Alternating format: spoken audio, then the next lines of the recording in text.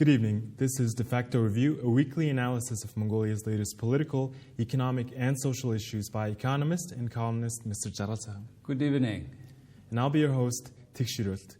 Today's topics are on the global digital dialogue held for the first time in Mongolia, the Eastern Economic Forum, and the Coal Mongolia 2022 conference, which was held this week also. So 3 important conferences that were held this week.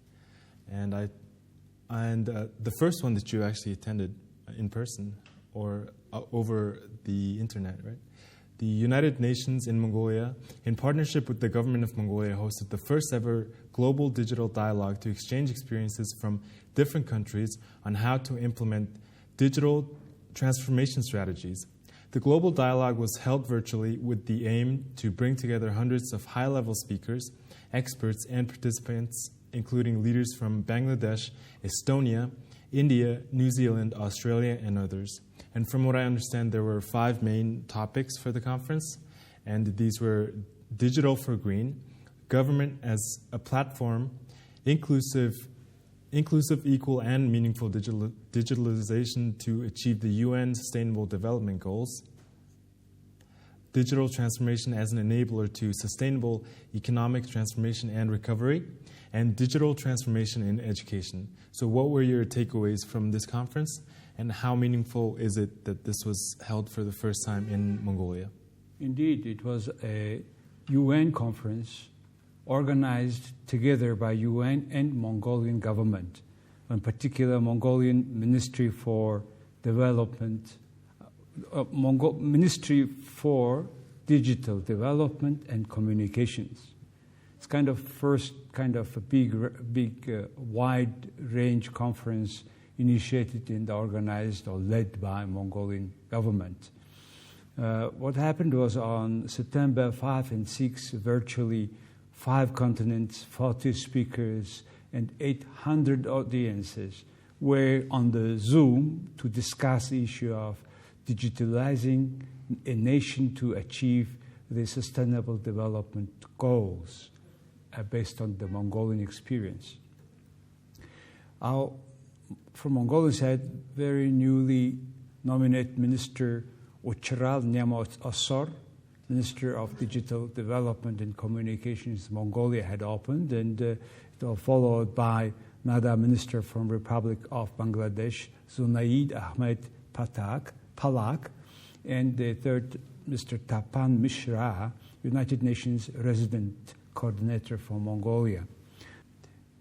In fact, we had, as you said, 5 topics, and I was in charge of moderation or directing the workshop called Government as Platform. And this was first presentation here was made by Mrs. Bolor Irdin Batsingel, State Secretary of the Ministry of Digital Development and Communication, in fact, who became just a deputy minister of the new ministry. And she explained very much about why we are digitalizing, including, for example, like we digitalizing the government to improve the quality of life of Mongolians, to develop digital economy of Mongolia, and to increase competitive advantage of Mongolia. In fact, many works have done for that. She shared the vision and the legal environment changes, structural change, and digital literacy actions that Mongolian government has taken so far. And the report also was, it's called Deep Dive Sessions, and it was also extended by another discussions like Mr. Su Chu Kuk, Senior ICT Policy Specialist at the World Bank, and Hannes Astok, Executive Director and Chairman of the Management Board at the E-Governance Academy in Estonia, and Tomislav Vracic, National Technology Officer at Microsoft Central and Eastern Europe, and Mr. Hannes Takas, Head of Mongolian at EBRD. They have been discussing the issues, looking at not only Mongolia but also Eastern Europe, worldwide, throughout the whole world. And there are many similar issues many countries are taking certain steps towards this digitalization of their own nations, and we have very deeply discussed what kind of problems we have faced and how do we Mongolians solve the issue, etc. Mostly Mongolian experiences were discussed, as Mongolia had already digitalized it through a program called e-Mongolia, some 600 government services, and which helped breaking down the organizational walls and more saving money, delivering public services, trying to not to leave anybody behind. So very extended discussions took place, but I would like to highlight particular issues that everybody was raising is a digital illiteracy, digital divide, how we can get everybody sitting on the internet, having the services they need through the internet, the possibility. And also, we also discussed, the people were asking about the Mongolian laws that enabling the digital move, particularly the 4 laws which is invalid from May 1st, including the law protection of privacy date.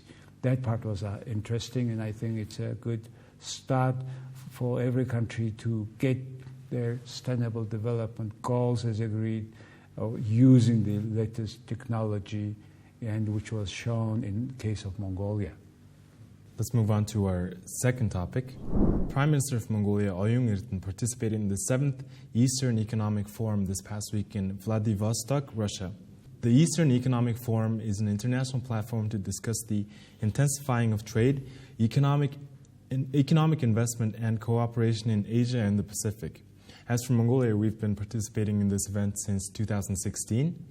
The event was also attended by the President of Russia, Vladimir Putin, the Prime Minister of Myanmar, Min Aung-hlaing, Prime Minister of Armenia, Nikol Pashinyan, and the Chairman of the Standing Committee of the National People's Congress of China, Li Zhanshu. During the event, the Prime Minister had a talk with Mr. Putin of Russia and reached a few agreements. As we had agreed to buy Russian AI-92 gasoline at a discount until the end of the year at a fixed price, we've agreed to buy the same fuel at a 10% discount until 2027, meaning the price will be controlled. Russia has also agreed to help facilitate the investigation of the Egg River hydropower plant, which has been a problem between our two countries, and they have agreed to help facilitate the investigation of the effects on Lake Baikal, and if all goes well, we should have the approval to build it. So how satisfied are you with the outcome of this forum as a citizen of Mongolia? Well, I have been to this forum myself 2-3 years ago and moderated one round table about Mongolia and Russia cooperation. And this Eastern Economic Forum aimed to attract foreign direct investment to eastern part of Russia, and it is initiated by President Putin. Every year he is coming himself. This is the 7th, and usually it was attended by our president, but this time Prime Minister went there. And as you have said, there are several kind of landmarks agreement between two countries. One first is President Putin. I also saw the source from Kremlin website, where they have also highlighted the two countries have successfully implemented mega projects before, such as Ulaanbaatar railways, Erdenet mining corporations, etc. And President Putin expressed to do in the same direction and to make a mutually beneficial projects, such as the construction project of gas pipeline through Mongolia. Gas goes from Russia to China through Mongolia, and they have agreed to facilitate and to make faster, and the construction will be completed and this operation will be started in 2029.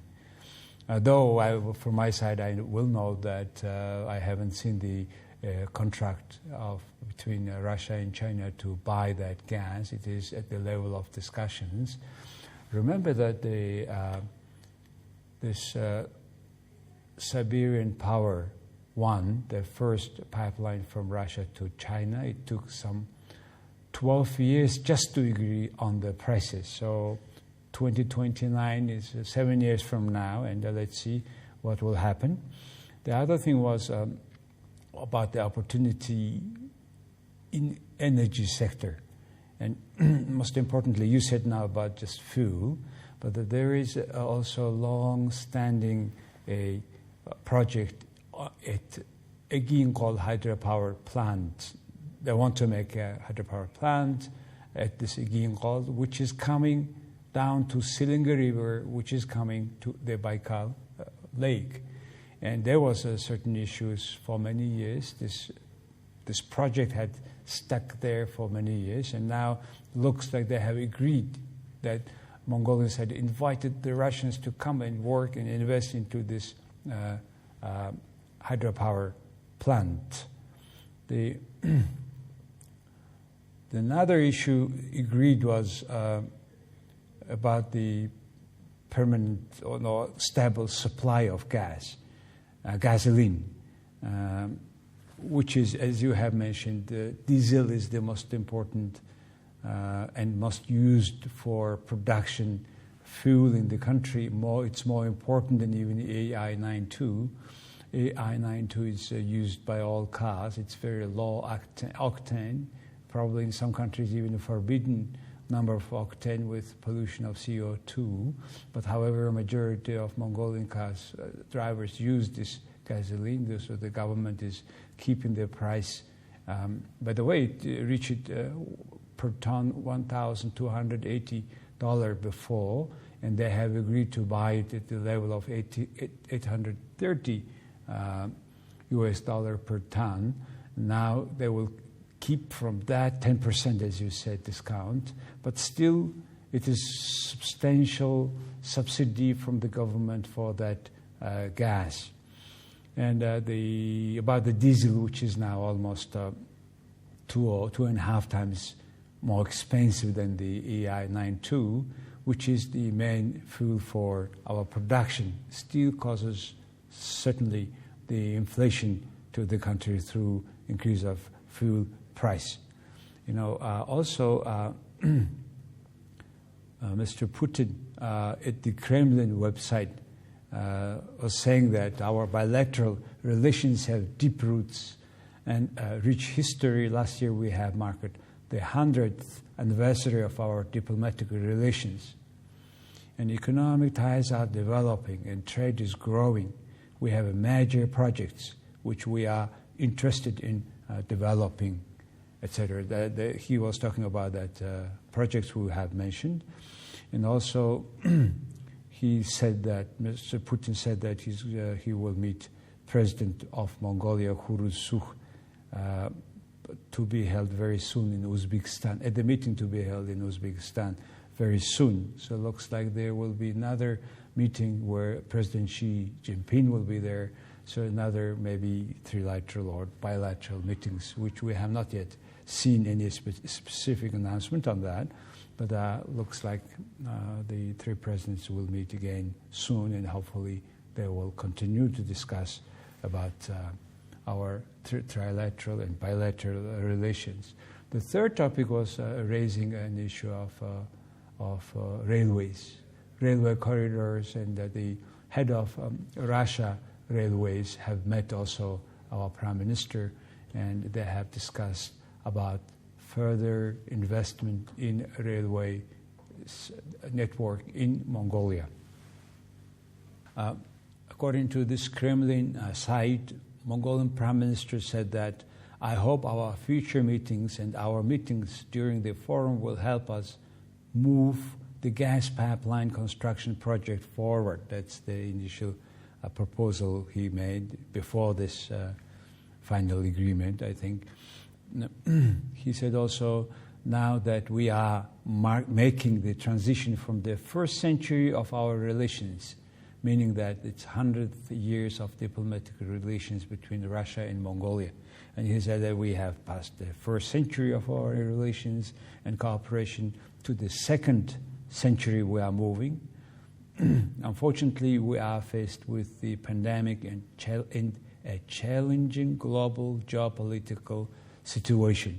So it was the only part where, that's what I'm saying, is it was the only part where they have discussed a bit an issue other than Mongolian and Russia relations. He also said at the end, in the most difficult times, the Mongolian state and government, as well as the Mongolian people, strive to maintain warm relations with our eternal neighbors, primarily our northern neighbor, Russia. Friendly, neighborly, and fraternal relations are not measured by any historical events. They are personal and grounded in the specific nature of our relations. That was a remark by Mongolian Prime Minister, and this is in the website of Kremlin. Let's move on to our third topic.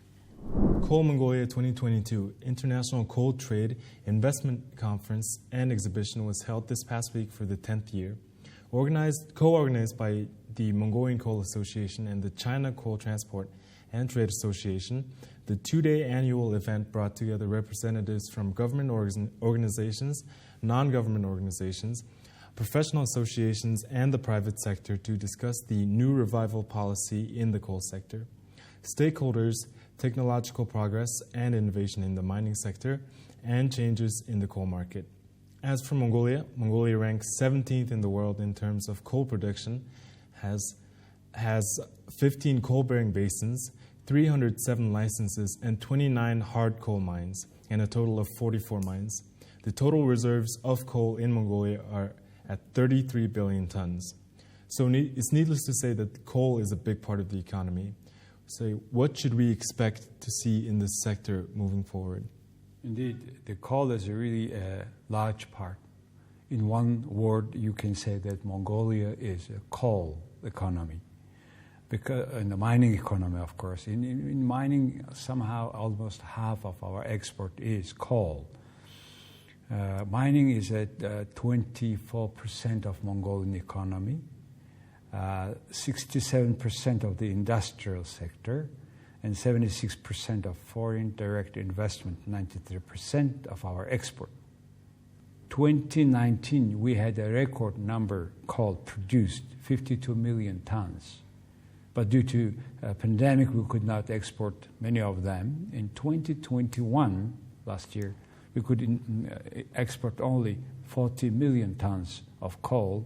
Our all coal goes to almost to only China, and the majority, almost 90% of our coal export is coking coal, which is the main material for steel industry. So really, in fact, we are a coal economy. Everything, if you take mining, then 1/3 of this is in terms of labor, 60,000 people work in mining industry, then about 6% of them work in coal industry, for example. The Mongolian Prime Minister Oyun sent to participants of this coal conference a letter in which he highlighted several achievements for this year for coal industry, not only coal industry, as he was mentioning about the now being ready and the railway lines, the border checkpoints. We have some 40 plus checkpoints, and four of them are to be connected by the railway with China, and which will be substantial input in increasing coal export of Mongolia. And in fact, now on Friday, the line from Tavantalga, the largest coal deposit of coking coal, to Chinese border, 270 or so kilometers length, which was transported with all coal was transported by trucks, some 15,000 of them. Now it will be by railways, replacing one by one or smaller and step by step, probably taking more railway cargo than the truck cargo. So this is the first feature of this conference. The second was, we have been discussing it for more than 10, 15 years about this railway. Finally, it is done. It's now in operation. Second feature of this call conference this time, I was almost in all of them all these years, moderating or participating. This year, for the first time, they brought an issue of locals, related issue. In Mongolia, this royalty is shared by law with local people, local administration, but all money goes to the Ministry of Finance, then it goes back, not always all the time, and it is not clear how much exactly de facto receiving the local people any income from the royalty. And that caused a lot of problems, conflicts with of all minds with the local people, local administration, as they don't see themselves the result of the mining. The center is receiving all the proceeds. So that's why the issue of relations, very hard issues to be solved in the relation between mines and herdsmen, local people. And this issue was brought for the first time in Call Mongolia, and there were special sessions with participation of the deputy governor of the South Gobi Aimak, who was very frank. And he said that if majority of the budget, all this income from that particular deposit in the Aimak comes to the center, why it would be at least 10% of them don't come to the local people, etc. So this is a growing kind of sentiment all around Mongolia, in particular 6 mining-centered Aimaks. So this issue was openly discussed, and hopefully it will help to solve many problems that is hindering the foreign direct investment to the country. This has been Defacto Review, a weekly analysis of Mongolia's latest political, economic, and social issues by economist and columnist Mr. D.Jargalsaikhan. We are very happy to share with you our analysis about the most important 3 events happened in Mongolia last week. Please watch us also on our Facebook and on our website, jargaldefacto.com. Thank you very much.